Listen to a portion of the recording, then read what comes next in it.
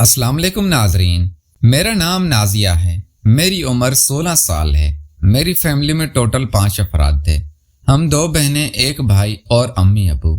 मेरी बड़ी बहन शादीशुदा है और अपने घर वाली है। मेरी बहन का नाम हादिया है। मेरी बहन की उम्र 30 साल है और हादिया बहन कराची में रहती है। हमारी रहायश रावलपिंडी की है।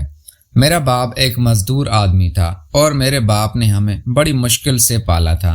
हमारी माँ किसी के साथ भाग गई थी तो मेरे बाप पर सारी जिम्मेदारियां आ पड़ी थी और मेरा बाप हम दोनों बहनों और भाई को पढ़ा लिखा कर अच्छी तरबियत देता रहा। लेकिन मेरा भाई इतना गलीज निकला कि उसने मेरे बाप से ही बेवफाई कर डाली और मेरे बाप से अलहदा हो गया। मेरा भाई एक लड़की को भगा कर ले गया था और उसके साथ शादी कर ली थी। मेरा बाप हम दोनों बहनों का जिम्मेदार था। मेरी बड़ी बहन हादिया की शादी के बाद मैं अपने बाप के साथ अकेली रहने लगी थी। मेरी माँ मेरे भाई के शादी से पहले ही किसी के साथ भाग गई थी और वो हमें छोड़ कर गई थी। मेरी माँ आशिक मिजाज औरत थी। मेरी माँ की उम्र 40 साल थी। मेरी माँ का नाम फाकरा था। मेरी माँ दिखने में काफ़ी खूबसूरत थी और उनसे जवान मर्द बहुत पसंद थे। मेरा बाप हमेशा मेरी माँ को बुरे काम से रोकता था और उससे डांटता रहता था। मेरे बाप की उम्र 50 साल हो चुकी थी और वो मेरी माँ की ख्वाहिशात को पूरा नहीं कर सकता था। इसलिए मेरी माँ की कोई जवान मर्द ढूंढती थी और उसके साथ ही मौका तलाश कर लेती थी। मैं भी अपनी माँ की एक करतूत देखती रहती थी और अब्बू तो काम पर होते थे। मेरा भाई शादी करके पहले ही अलग हो गया था। हम दोनों बहनें ही अपनी माँ के पास सोती थी तो मेरी माँ ये काले करतूत करती थी। मैं भी ये सब करतूत देखती थी। मेरे अंदर भी ये ख्वाहिश होती थी, लेकिन मैं हमेशा सब्र करती थी और अपनी माँ की करतूत देख देख कर मैं भी खराब हो चुकी थी। लेकिन मैं चाहती थी कि मैं अपनी माँ जैसी ना बनूं। मेरी माँ तो किसी के साथ भाग गई थी और उसने उससे रिश्ता जोड़ लिया था तो मेरा बाप अब मेरी जिम्मेदारी ले चुका था।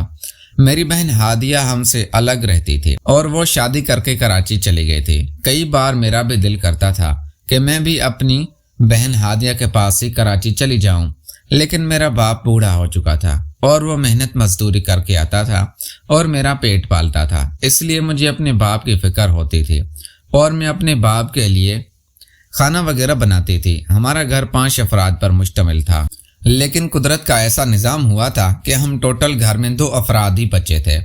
मेरी माँ किसी के साथ भाग गई थी तो हम 4 लोग रह गए थे। मेरे भाई ने किसी के साथ शादी कर ली थी और वो भी लड़की भगा के ले गया था। अब हम घर में दोनों बहनें ही थी तो मेरे बाप ने मेरी बड़ी बहन हादिया की शादी कर दी थी और मैं और अब्बू अब दोनों ही घर में अकेले रहने लगे थे।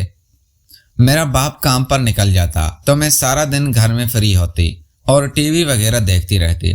मैं कभी भी घर से बाहर नहीं गई थी, लेकिन एक दिन मेरे साथ अजीब वाकया हुआ था। मैं अपने घर में टीवी देख रही थी क्योंकि मैं घर के काम काज सुबह उठ के ही कर लेते थे।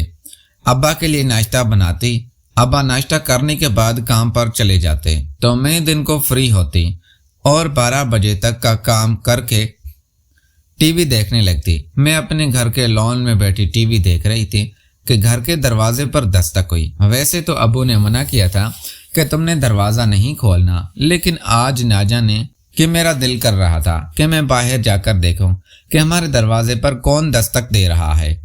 मैंने जब दरवाजे पर चली गई तो मैंने आवाज़ दी थी कि कौन हो, तो उसने अपना नाम आदिल बताया था और कहने लगा था कि मैं तुम्हारी बड़ी बहन का शौहर हूँ।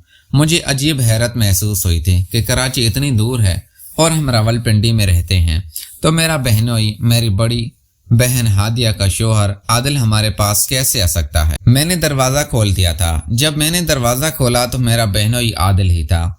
उसके साथ मेरी बहन हादिया नहीं थी। मेरे बहनोई आदिल की हालत बिगड़ी हुई थी और उसको सांस चढ़ा हुआ था। मैं उसको अंदर ले आई। जब मैंने अपनी बहनोई से पूछा कि आप कराची से यहाँ पर कैसे पहुँचे तो उसने बताया कि मुझे 2 बंदे अगवा करके यहाँ पर ले आए थे। मैं भी परेशान हो गई थी और फिक्रमंद होने लगी थी। शाम को अब्बू आए तो मेरे बहनोई आदिल ने अब्बू को सारा मामला बताया था। अब ابو بھی پریشان ہونے لگے تھے اور کہنے لگے تھے تم فکر مت کرو، میں 2 دن کام کر کے تمہیں کچھ پیسے دے دوں گا، تم کراچی واپس چلے جانا۔ ابا نے عادل سے میری بہن ہادیہ کی بات کروا دی تھی تو وہ بھی کافی پریشان ہونے لگی تھی۔ اب ابا کے کام پر چلے جاتے تو میرا بہنوئی عادل دن کو میرے پاس سے فری ہوتا۔ مجھے اب اپنی بہنوئی کی نظریں اچھی لگنے لگی تھی اور مار دینے والی لگنے لگی تھی کیونکہ ان کی نیت میں کھوٹ تھا۔ ایک دن میرے بہنوئی عادل باہر گئے تو میرے لیے کچھ آئس کریم لے کر آئے تھے۔ میں نے بھی خوشی سے قبول کر لی تھی اور آئس کریم کھانے لگے تھے۔ آئس کریم کھانے کے بعد نہ جانے میں نیند کی آغوش میں چلی گئی تھی اور میرے ساتھ کیا ہوتا رہا میں اٹھ بھی نہیں سکتی تھی اور اس سے منع بھی نہیں کر سکتی تھی۔ میرے بہنوئی عادل نے یہ سب کام کر دیا تھا اور اس نے میرے ساتھ کبڈی کھیلتی تھی۔ میں رونے لگی تھی اور خود اٹھ بھی نہیں سکتی تھی، لیکن میری عزت لٹ چکی تھی اور میرے بہنوئی نے اپنی ہوس پوری کر کے واپسی کی راہ لی تھی۔ میں ابا کو بھی نہیں بتا سکتی تھی کیونکہ میری بہن کا گھر خراب ہو سکتا تھا۔ میں نے صبر کر لیا تھا اور اپنے بہنوئی کو دل سے بد دعا دی تھی، لیکن میرے بہنوئی نے میری عزت کے ساتھ کھلواڑ کرنے کے لیے یہ چال کس طرح چلی تھی۔ میں ساری زندگی اسی سوچ میں پریشان تھی اور پریشان رہوں گی۔ ناظرین، اگر آپ کو یہ ہماری کہانی پسند آئی ہے تو اس ویڈیو کو لائک کر کے چینل کو لازمی سبسکرائب کریں۔ اس چینل پہ آپ کو اس طرح کی اچھی کہانیاں ملتی رہیں گی۔ ملتے ہیں اگلی ویڈیو میں۔ Thanks for watching.